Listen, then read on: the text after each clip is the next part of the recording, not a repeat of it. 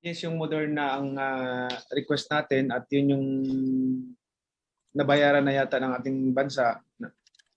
At madidelayed kasi yung pag-deliver nila. So dahil sa matindi yung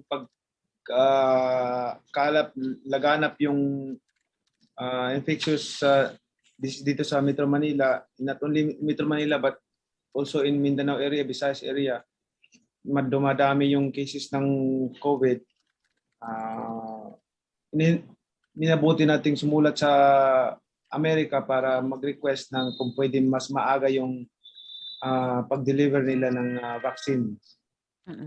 At yun ay makakatulong sa atin ng malaki.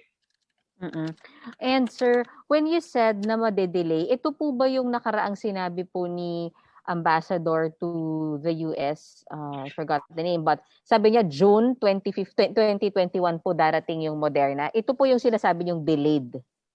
Yes, June or mas swerte na tayo kung June. Parang pagkakalam ko July or August. So okay.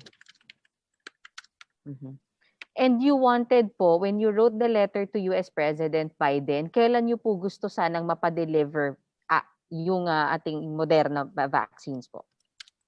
Within this month siguro, ang request ko by May, kung pwede sana kung makaya ng Amerika. And how many doses are you requesting, Senator? Marami yun. Parang kung ano yung half lang yata muna ng nabayaran natin, pwede sana ma-deliver kaagad. 10 million yata yung na-order natin. Okay.